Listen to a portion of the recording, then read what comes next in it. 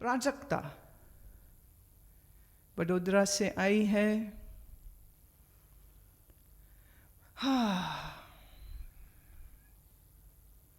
Most of the time I am in a dilemma whether to follow society or to act on what I feel like doing.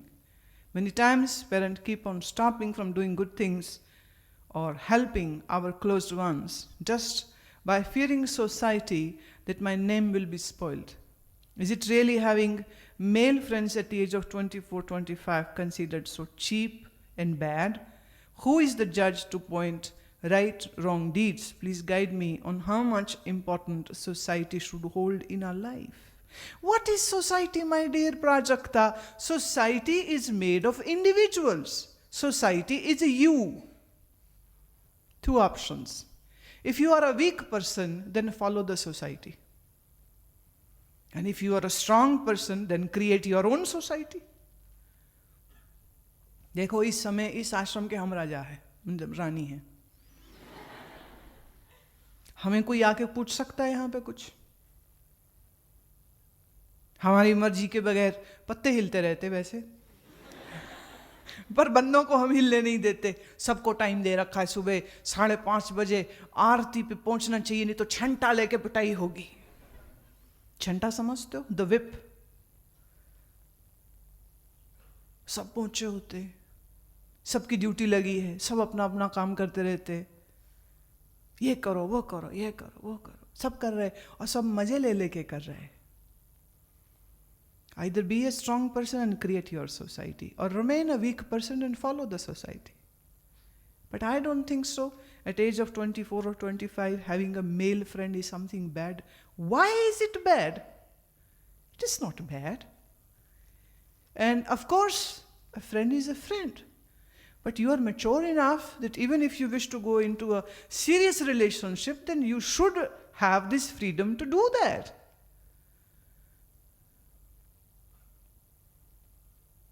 पर उसके लिए तुम्हें बहुत मजबूत होना होगा।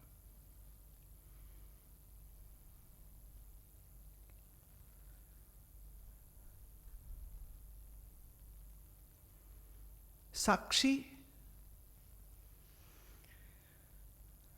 I am very happy and relaxed and calm when I do the Urja Dhyan. Can I just continue doing it at home? As in one of your sessions you said that we should focus on mantra jap. What should I do?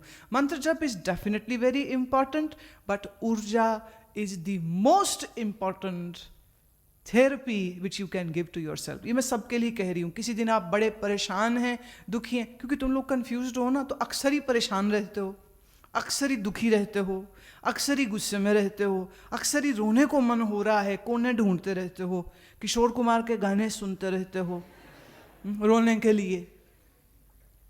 ऐसी जब भी मन की खराब हालत हो, उस समय सक्रिय करो, and you will see it yourself.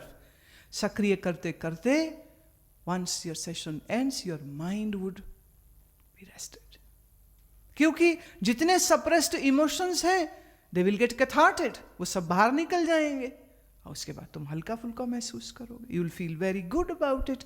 But mantra jap definitely is very important. It brings shakti and balance to your brain. Rishabh, कहाँ से आए हो बेटा? हाँ, पूछा है त्राटक करके कंसंट्रेशन बढ़ाने के बाद मन को पढ़ाई में कैसे लगाएं?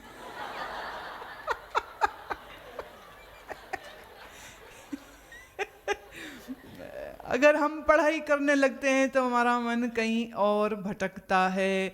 आखिर ये सोच आती क्यों है? भाई ये तो बड़ा सुंदर प्रश्न है ऋषभ का। इसका जवाब बेटा ये है कि जब तक आपको पढ़ाई करना जरूरी नहीं लगेगा तब तक पढ़ाई में मन नहीं लगेगा। अभी मुश्किल क्या है, माँ बाप एक बच्चे को स्कूल में ले जाया जा रहा था, तो रिक्शा सड़क पे आना था, तो उसके पापा ने उसका हाथ पकड़ा है और वो रो रहा है, उसको नींद आई हुई है। 7-8 साल का बच्चा है, वो रो रहा है, वो सोना चाह रहा है, पर उसको जबरदस्ती स्कूल की यूनिफॉर्म पहना के बस्ता डाल के चल स्कूल। और वो रो रहा है और वो जा रहा है। इतने में क्या देखते, सामने से एक बकरे की आवाज आ रही, मैं। तो वो बकरे को कसाई घसीट के ले जा रहा था, कसाई मारने के लिए वो घसीट के ले जा रहा है, और बकरा जाना नहीं चाह रहा है। बच्चे ने कहा पापा ये भी स्कूल जा रहा है?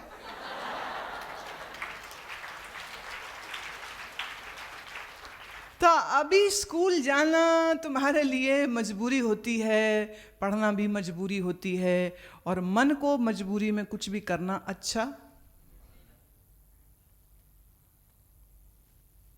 तो ये तुम देखो, तुम समझो, तुम पढ़ते हो, तुम शिक्षित होते हो, तुम अवेयर होते हो, तुम्हारी मेंटल ग्रोथ होती है, और इस शिक्षा के द्वारा तुम अपने आप को स्वावलंबी, इंडिपेंडेंट बना सकते हो।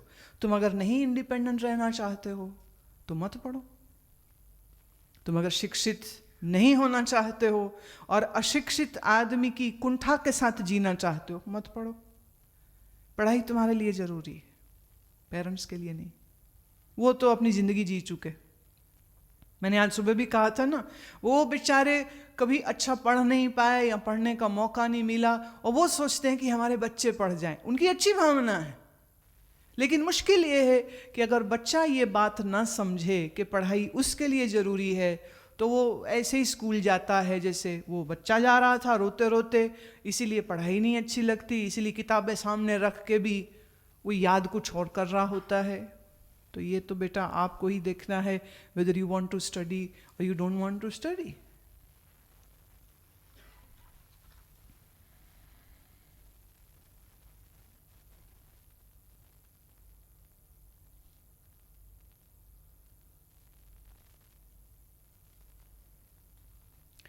एक ने पूछा है प्रश्न, नेहा ने, कि आपने कहा था कि तीर्थ स्थान पे कभी चोरी नहीं करनी चाहिए, और मैंने अपने बचपन में 2 बार, शायद 1-2 बार दुर्गा माता के मंदिर से पैसे चुराए थे। इतनी छोटी भी नहीं थी, पर बचपन में मुझे चोरी की आदत थी। कृपया ये बताएं, हमारे ऐसे कर्मों का असर हमारे इस जीवन की साधना पे पड़ता है या नहीं? क्योंकि मेरे इस पाप कर्म का क्या कोई प्रायश्चित नहीं है? जब भी मैं दुर्गा की मूर्ति देखती हूँ या मंदिर तो डर जाती हूँ, और डर की वजह से मैं श्री दुर्गाय नमः मंत्र का जाप भी करती हूँ। इस समस्या का निवारण कीजिए।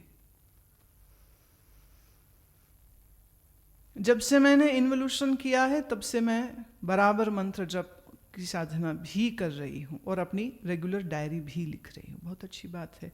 नेहा कौन? हाँ बेटा, ऐसा है जो हो चुका सो हो चुका। हाँ, और छोटे थे या नहीं छोटे थे, आपने जो किया सो किया।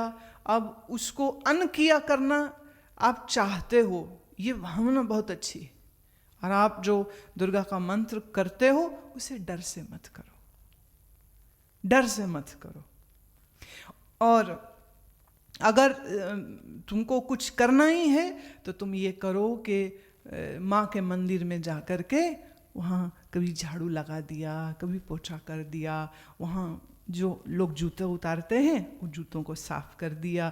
जब तुम ये सब करोगे ना, तो आपके उस किए गए बालपने में, बचपने में, बाल बुद्धि में जो आपसे ये कर्म हुआ उसका निश्चय ही शमन हो जाएगा। एक चीज याद रखना,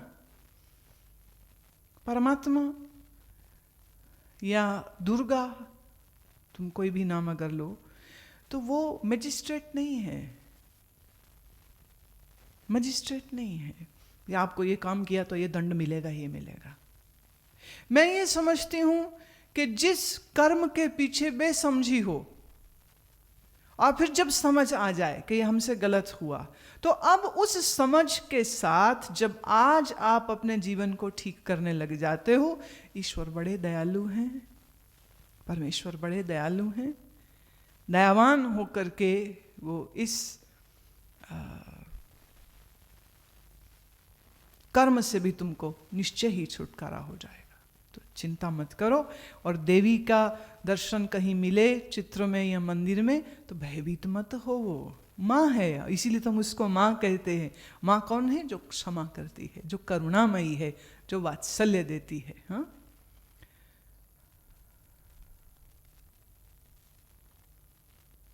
आस्तीना, आस्तीना शायद कुछ ऐसा ही है।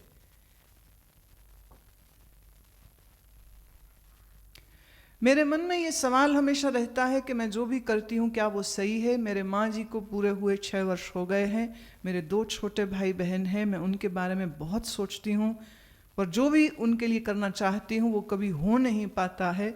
मैं अपनी ज़िंदगी में आगे बढ़ने की कोशिश कर रही हूँ पर आगे नहीं बढ़ पा रही हूँ। तो मैं ऐसा क्या करूँ कि मैं अपनी ज़िंदगी में आगे बढ़ूँ? कमज़ोर मत रहो, अपने आप को कमज़ोर मत देखो, और अपने आप को मजबूत करने के लिए शिक्षा और इकोनॉमिकल स्टेबिलिटी लाने की कोशिश करो। ज़िंदगी की बहुत सी मुश्किलात उससे आसान हो जाएंगी। इशिता महाजन, I have a problem of slip disc, and that misplaced disc presses a nerve that goes into the left leg, due to which I cannot sit much. So should I continue yoga? While breathing fast, I feel like fainting. What can be done to cure this? अच्छा, ऐसा है बेटा, पहली बात, slip disc वालों को आसन ज़रूर करने चाहिए, पर कुछ विशेष आसन हैं जो करने चाहिए और कुछ आसनों को नहीं करना चाहिए। इशिता कहाँ से आई है? दिल्ली से। कल सुबह में जो योगासन करवा रहे होंगे, ऐसे किसी जो भी इंस्ट्रक्टर उस समय पर होगा उनको कहना, वो आपके लिए एक दूसरे कोई इंस्ट्रक्टर डिप्यूट कर देंगे जो स्लिप डिस्क के आसन क्या होने चाहिए, सिर्फ तुमको वही करने चाहिए जब तक कि वो ठीक ना हो जाए। और तेज श्वास लेने पर जो तुमको फेंटिंग जैसी जो फीलिंग आती है, उसके लिए क्या करना? उसके लिए आप ये करिए कि कल सुबह जब सक्रिय होगा, ये मैंडेटरी है सबके लिए, फर्स्ट 10 मिनट्स आप सब लोग डीप ब्रीदिंग करेंगे। Do you know what deep breathing is? Are you sure you know what deep breathing is? इसका टेक्निकल जो चीज़ें हैं वो हम कल आपको बतला देंगे। कल सुबह की जो बैठक होगी, जब सक्रिय वाली आसनों के तुरंत बाद, तो उस समय पर सबसे पहले आपको डीप ब्रीदिंग कैसे करनी है यही सिखाई जाएगी, और सक्रिय उसके बाद। आपके लंग्स की कैपेसिटी असल में इतनी कम है, और ये जो फेंटिंग की फीलिंग आती है वो इसलिए कि आपके ब्लड में ऑक्सीजन की मात्रा कम रहती है, क्योंकि आप श्वास सही से नहीं ले रहे थे। और जब ये इम्बैलेंस क्रिएट होता है, आपकी नर्व्स उतनी मजबूत नहीं है, आपके लंग्स उतने मजबूत नहीं हैं, इसीलिए ये सक्रिय करते हुए कई लोगों को फेंटिंग जैसी फीलिंग होती है। Otherwise if your lungs are healthy, there is no reason to feel weak or dizzy. Dizziness means something is wrong in your body. So we need to correct that.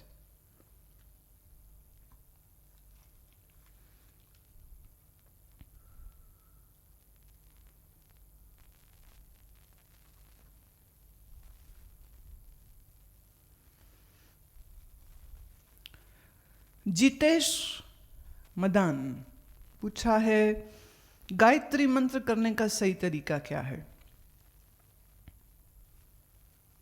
Gayatri मंत्र का सही तरीका तो ये है, सबसे पहले शब्द का उच्चारण साफ होना चाहिए, और दूसरी बात यह है कि आप नॉर्थ या ईस्ट की ओर मुंह रख के, रीढ़ की हड्डी सीधी करके, और चाहे तो आधी खुली आंख, चाहे तो पूरी आंख बंद करके, मध्यम ध्वनि में मंत्र का साफ और स्पष्ट उच्चारण करो। आप कितनी देर करते हो उससे ज्यादा जरूरी होता है कि कितना सही करते हो।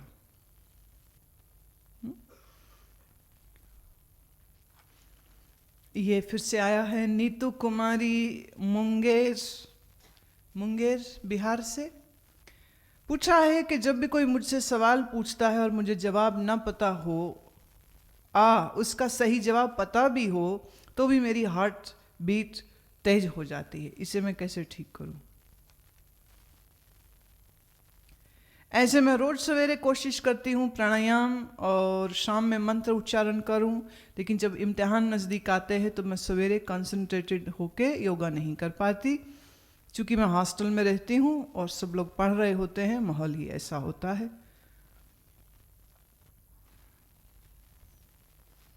नहीं तो पहली बात तो ये है कि जब जवाब मालूम भी हो और फिर भी दिल धड़क रहा है, ये इस वजह से कि आपके अंदर कॉन्फिडेंस की कमी है।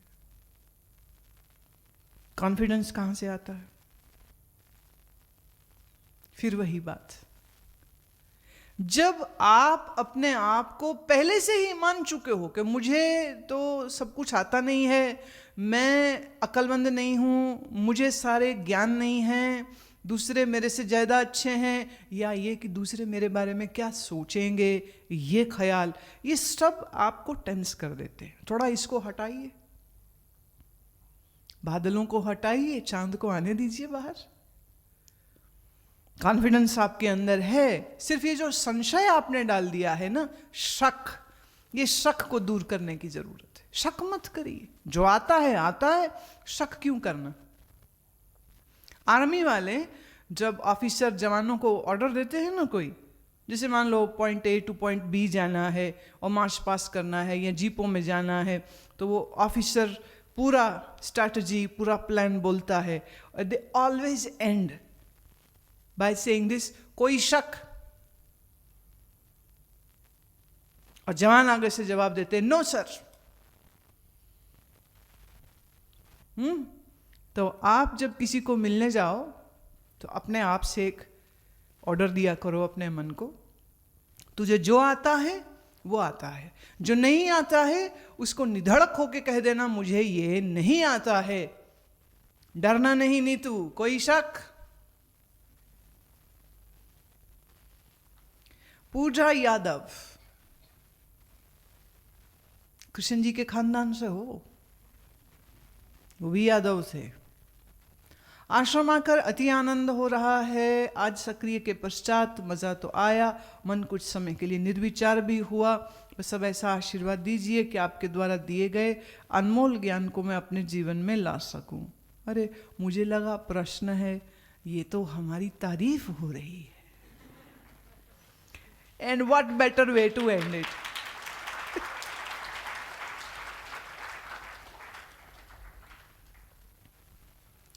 आज सारा दिन आप बहुत बैठे हैं। I don't want to delay it more. बाकी के सवाल कल लेंगे, डेफिनेटली, एकदम पक्का लेंगे। हाँ, और फिर भी कुछ पूछने जैसा हो तो निधड़क होकर के लिख दीजिए। जिनके अभी मैंने नहीं लिए वो परेशान ना हो कि ले हमारा तो सवाल ही नहीं लिया, हम तो बड़े बुरे हैं इसीलिए नहीं लिया, किसी ने मेरी शिकायत लगा दी होगी इसलिए नहीं लिया। तो ऐसा नेगेटिव थॉट्स कोई नहीं लाइएगा। Will do it tomorrow. Now I would just like to play one of my bhajan, तो इसको सुनिए और मजा लीजिए। आई होप सो।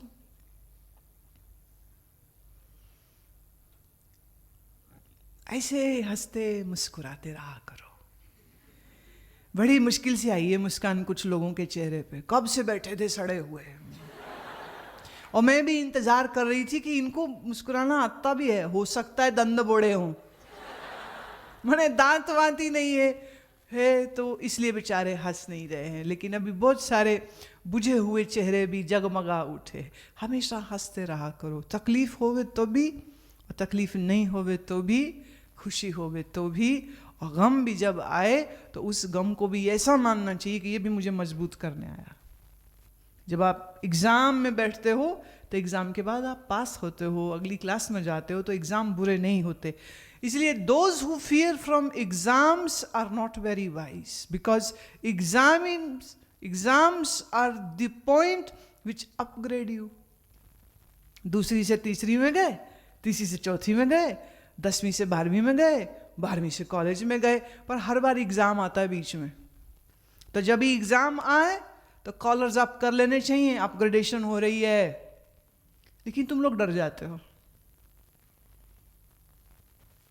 कल आपको एक फार्मूला देंगे। एग्ज़ाम की जब पेपर देने के लिए जब तुम बैठते हो ना एग्जामिनेशन हॉल में, उस समय पर एक फार्मूला इस्तेमाल अगर करोगे कोई डर नहीं लगेगा और पेपर भी बहुत बढ़िया होगा, पर वो मैं कल बताऊंगी।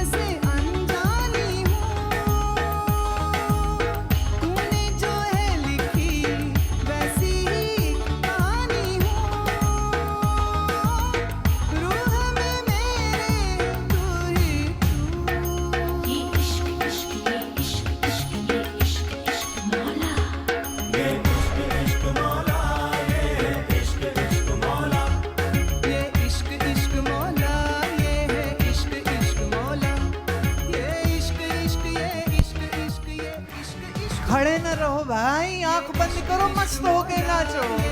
इश्क इश्क मौला, ये इश्क इश्क मौला, ये इश्क इश्क मौला। लाइया मैं लाइया, लाइया मैं लाइया किया तेरे नाम,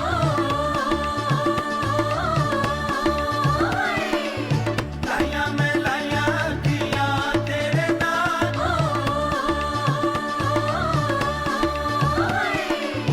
लाइया मैं लाइया किया तेरे नाम, लाइया मैं लाइया किया तेरे नाम। कोले को माये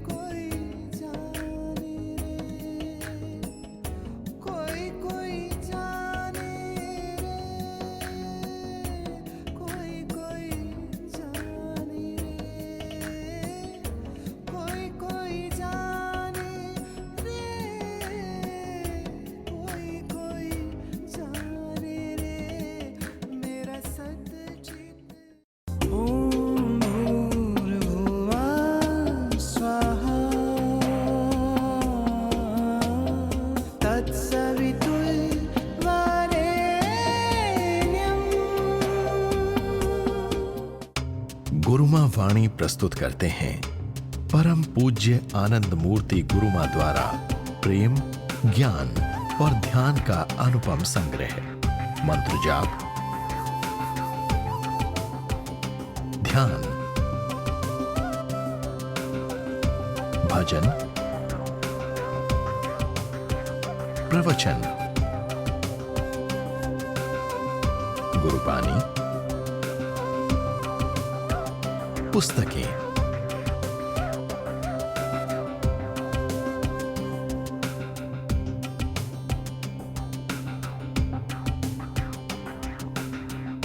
इस अद्वितीय भेंट से अपने जीवन को आनंदमयी बनाएं। अधिक जानकारी के लिए लॉग ऑन करें guruma.com पर या संपर्क करें ऋषि चैतन्य आश्रम,